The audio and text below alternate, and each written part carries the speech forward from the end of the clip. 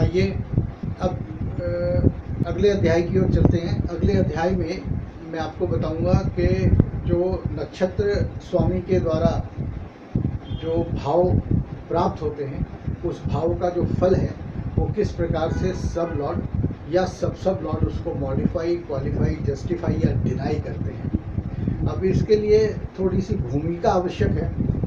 अब मान लीजिए एक ग्रह है मार्स, इसने अपने स्टार लॉर्ड या पीएस के द्वारा जो है ये 7वां घर जो है वो इन्वॉल्व किया, यानी कि उसका स्टार लॉर्ड 7th हाउस में आता है as a sign lord, star lord, sub lord और सब लॉर्ड होकर के कैसे भी आ सकता है, या एनबीसी में बैठ के कहीं भी आ सकता है। तो इसका फल जो है वो अच्छा होगा कि बुरा होगा 7वें घर का। अब 7वें घर के सिग्निफिकेशंस बहुत है।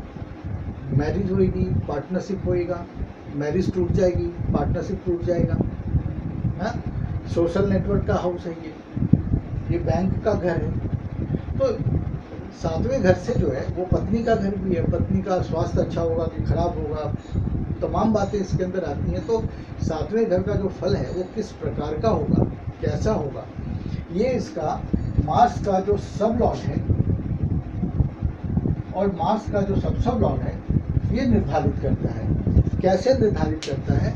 जो स्वरूप है किसी भी घटना का, जो स्वरूप है ये सब लॉर्ड और सब लॉर्ड बनाते और बिगाड़ते हैं। केवल पीएस और स्टार लॉर्ड होकर के जो भी भाव प्राप्त होता है उस भाव के कई सिग्निफिकेशंस हो सकते हैं। तो सब लॉर्ड जो है वो एक डायरेक्शन देता है कि इस भाव का फल इस प्रकार से आएगा या इस प्रकार से खराब होगा। अब एक एग्जाम्पल के लिए मैं आपको बता रहा हूँ।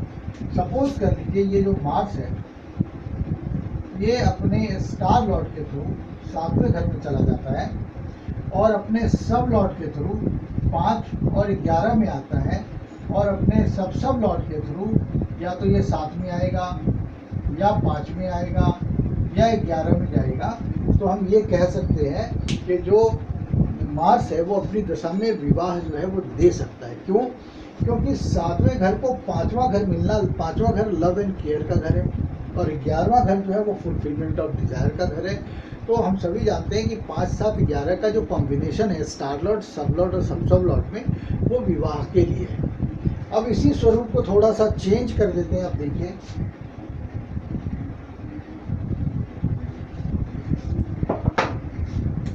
अगर यहाँ पे जो है वो 6 और 12 आ जाता है, यहाँ पे 6 या 12 आ जाता है, तो हम क्या बोलेंगे? यहाँ पे पार्टनरशिप ब्रीच हो सकती है, शादी टूट सकती है, तलाक हो सकता है। तो इसका स्वरूप बदल गया।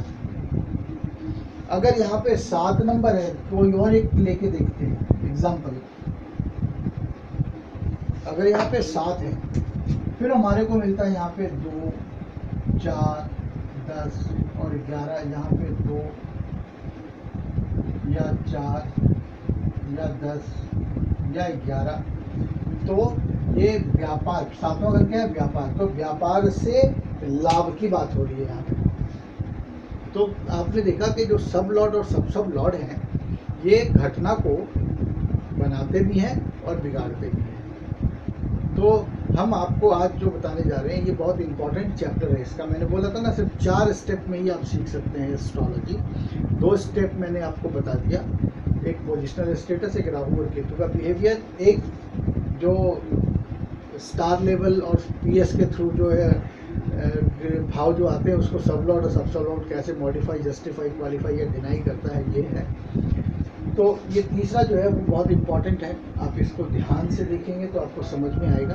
तो जो रूल्स हैं किस तरीके से स्टार लॉर्ड या पीएस को सब लॉर्ड मॉडिफाई, क्वालिफाई या जस्टिफाई करता है, इसको आप ठीक से समझिए। सबसे पहला जो नियम है ना, उससे बोले यदि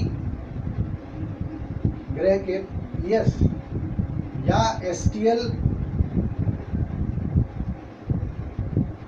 भाव से, है ना, एसएल या एसएसएल की पोजीशन, है ना, अगर 1, 3, 5, 9 11वें होती है तो नक्षत्र पीएस या एसटीएल का जो भी भाव है उसका फल शुभ होता है। पोजीशन इतने में हो तो पीएस या एसटीएल के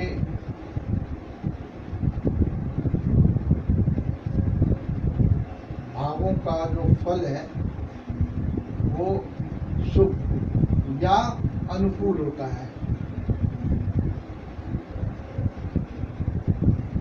दूसरा जो नियम है,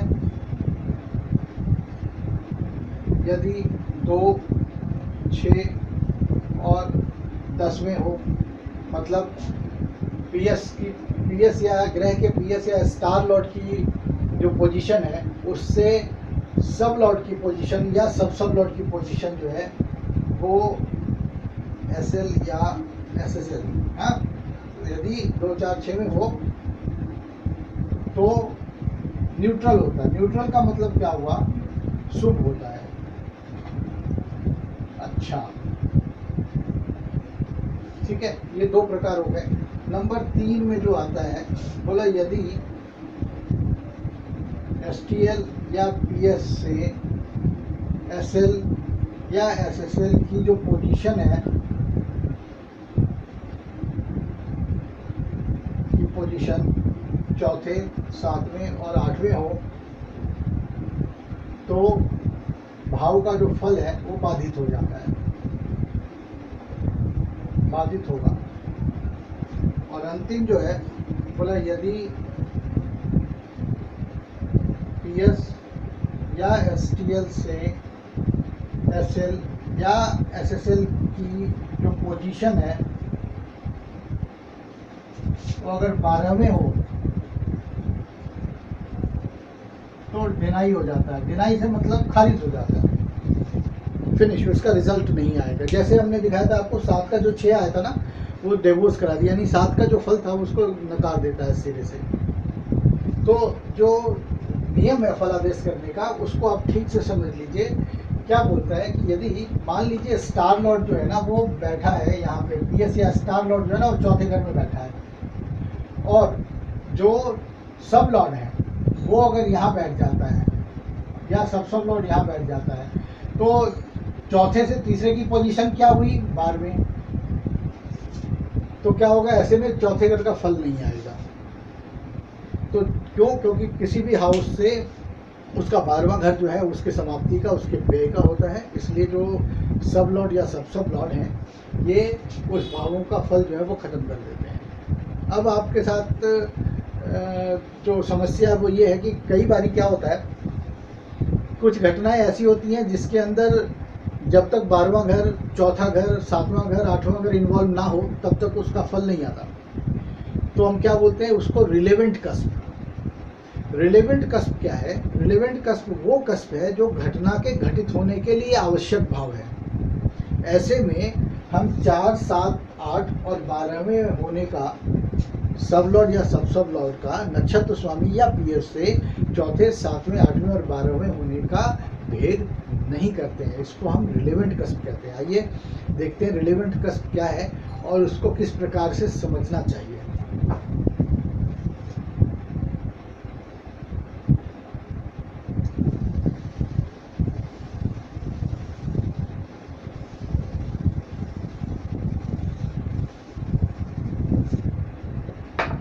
एक घटना लेते हैं, sale of property. Sale of property, property के बिकने का घर है। क्या बिकेगा? प्रॉपर्टी क्या है? 4 को, एक प्लैनेट है कोई सा भी, वो अपने एसटीएल के द्वारा या पीएस के द्वारा 4 देता है और अपने सब लॉर्ड के थ्रू 3, 5 और 10 देता है और सब लॉर्ड के थ्रू 10 देता है। तो ये बोलता है कि सेल ऑफ प्रॉपर्टी। क्यों सेल ऑफ प्रॉपर्टी? किस प्रकार से सेल ऑफ प्रॉपर्टी? ये जो 4 नंबर है ये इस जातक का, और ये है बायर, खरीदने वाला, आपका ओपोनेंट है ना। तो ये वो व्यक्ति है जो आपके साथ डील कर रहा है और ये आप हो। तो क्या होगा, चौथा घर जो है ना, जब तक जातक के हाथ से निकलेगा नहीं, तो निकलने के लिए क्या चाहिए, 4 का 3 12वां। तो यहाँ पे जो 4 का 3 है वो रिलेवेंट कस्प है, क्योंकि इसके बगैर जब तक हाथ से निकलेगा नहीं जमीन जायदाद मकान, तब तक वो बिकेगा नहीं। तो यहाँ पे ये 3 जो है वो हाथ से निकलने का है। इस यहाँ पे चौथे से तीसरा 12वां होने की वजह से हम बोलेंगे कि भैया चौथे घर का तो फल डिनाई हो गया, परंतु ऐसा नहीं है, ये रिलेवेंट है। रिलेवेंट इसलिए है क्योंकि ये आवश्यक भाव है, जब तक 4 का 3 नहीं आएगा काम नहीं होगा। फिर 5 जो है वो 7वें का फुलफिलमेंट ऑफ डिजायर है। जैसे आपका 11वां भाव फुलफिलमेंट ऑफ डिजायर है, वैसे 7वें का फुलफिलमेंट ऑफ डिजायर का भाव है। फिर 10वां घर जो है, जैसे आपका चौथा घर जो है वो प्रॉपर्टी का है, वैसे 7वें का जो चौथा घर 10वां है ये उसकी प्रॉपर्टी का है। अब आप देखेंगे कि ये जो है ना वो चौथे से तीसरा 12वां होता है, और चौथे से 10वां जो है ना वो 7वां होता है। तो 7वां हमने लिखवाया था बाधा कारक होगा, तो यहाँ पे वो बाधा उत्पन्न नहीं करेगा, यहाँ पे ये सहायक बना रहेगा। इसीलिए जो रिलेवेंट कस्प है उसका भी हम पूरा ध्यान रखते हैं। पुनः जो है ना वो इस चीज़ को मैं दोहरा रहा हूँ कि ऐसी घटना जहाँ पे पीएस या स्टार लॉर्ड के भाव से सब लॉर्ड या सब लॉर्ड का भाव बेशक 4, 7, 8 और 12 में हो जाए, लेकिन वो भाव यदि आवश्यक चाहिए सब लॉर्ड के अंदर, तो हम उसको रिलेवेंट बोलेंगे, ना कि डिनाइल या ऑब्स्टिकल। इसका आप ध्यान रखें, ये बहुत इंपॉर्टेंट है। ये भी प्रैक्टिकल जब कराया जाएगा तो आपको एक एक करके जो है वो सारी चीज़ें आपको मॉनिटर पे दिखाई जाएंगी, ताकि आपको समझने में कोई परेशानी